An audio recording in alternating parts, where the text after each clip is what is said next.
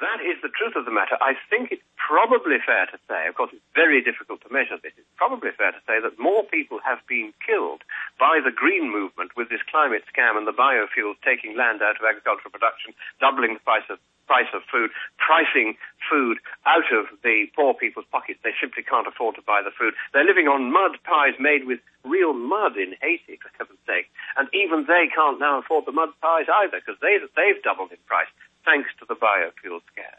And so, yes, we are now probably seeing more deaths arising from the behavior of the Hitler Youth and, more sinisterly, the people who are behind them and paying for them and indoctrinating them. Those are the ones we really need to track down and root out and shove in jail for the rest of their nasty little lives.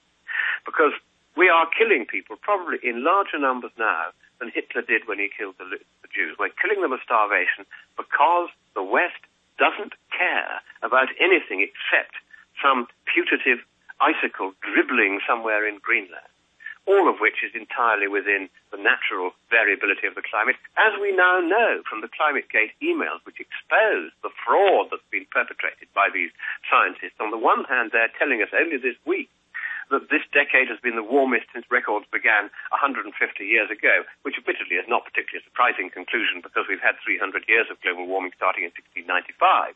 However, what they are saying privately, whatever they're saying publicly, privately they're saying there has indeed been, as I've been saying on your program and elsewhere for many years, we've had global cooling for many years. In fact, we've now had global cooling for 9 full years. They're admitting this privately in these emails. A very recent one says exactly this. And they're saying it's a travesty that we can't explain it.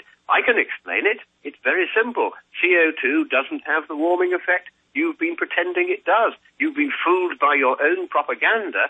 Time to go back, get out the abacus and the counting stones and do your sums again and throw away those big fancy Xbox 360 models because they have been leading you astray. And get back to real science and real measurement, and you will find that the outgoing radiation from the Earth's surface is escaping to space, and we've measured this just recently, just as much as it always was, which means that the greenhouse gases we're putting in the atmosphere are having hardly any effect on that outgoing radiation at all. Therefore, it isn't staying down here to cause warming. QED, whatever is causing the warming, it certainly isn't CO2, right, except to a very, very tiny extent. Lord Monckton, you gave us an hour earlier this week. I know you're very busy. I'm going to let you go. We also have G. Edward Griffin here in studio with us. But in closing, I'd like you to give us your website. And then also, you sounded a bit pessimistic a few days ago. Now you sound buoyed, saying that it looks like they're going to have to go the dictatorial, bureaucratic way around the Constitution because even mainstream media is saying their fraud is imploding, especially with the Danish text of the treaty saying the third world has to make right at double the cuts the West did, a bait and switch at the last minute. So give us your website, please, sir. And then in closing, please give us your report, a brief synopsis on things brightening a bit. Or was I wrong in inferring that from what you said? No, that's very good because the website, first of all, is scienceandpublicpolicy.org, and I'm doing a more or less daily blog from the conference on scienceandpublicpolicy.org, so you can get all the details of what's in this treaty, all the small print. It's all in there because I'm giving quite detailed results on that. The reason why I think I remain hopeful, apart from my religion, which teaches us that we should always hope even in the darkest hour. But also, I think it is very clear from the shrill hysteria of the propaganda here that these people know, the ones who are peddling this here in Copenhagen, they know this is the last chance saloon, not for the planet, which was saved 2,000 years ago and doesn't need to be saved again, but for them.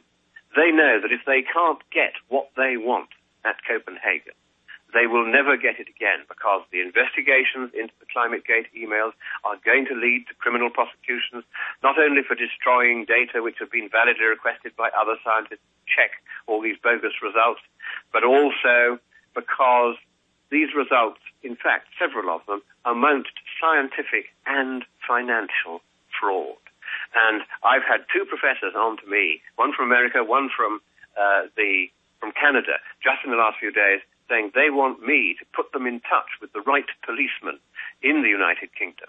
And in fact, he's a police superintendent in East Anglia Constabulary, so that they can report how they were maneuvered, manipulated, had their papers tampered with, delayed publication, prevented publication, so they couldn't put alternative views. They had papers that should have been in the IPCC's reports suppressed, so they weren't considered. All of these games were going on, and all of these in furtherance of what is now quite clearly the largest and worst financial fraud the world has ever seen. So if they don't get what they want at Copenhagen, they know they'll never get it later because the fraud prosecutions and investigations will have started. If they do get what they want at Copenhagen, they won't be able to make it stick. Too many people now have cottoned on to the fraud. Too many people, ordinary people that is, people who are not in the governing class, the little guy rather than the big guy. The little guy has now woken up. And if the little guy stands together with the other little guys and just says boo, the big guys will run a mile.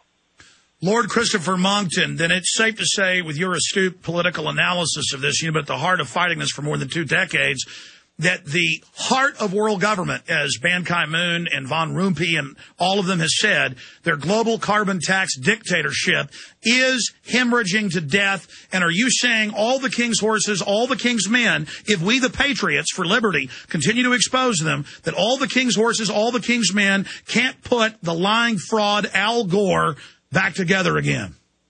That's right. I think Humpty Dumpty Gore is now in pieces on the floor, dribbling untidily. The fact that he has had to lie even about the date of the ClimateGate emails, where he's trying to say that they were all at least 10 years old, when most of them weren't even, well, I say some of them weren't even 10 days old.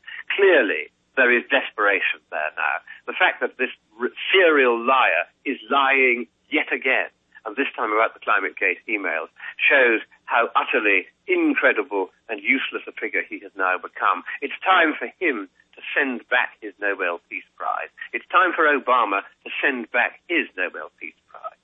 Because the people who should have won it, let's take Irene Sandler, who was nominated for it the same year as Al Gore. You know what she did? When she was a kid, she taught herself plumbing so that she could go into the German ghetto with her huge toolbox of plumbing tools and into the Warsaw Ghetto where the Jews were. And she would then take one Jewish child every day in the Hidden Falls bottom, in her bag, and she got them out, and she saved hundreds of little Jewish children's lives. That's what the Peace Prize should have been given. Well, we're trying to save the millions of Africans. They want to starve to death. Lord Monckton, thank you so much for the time. You've been gracious enough to say that before the conference ends, you'll pop back in again with us sometime next week. Be safe out there. These vipers are dangerous. God bless you.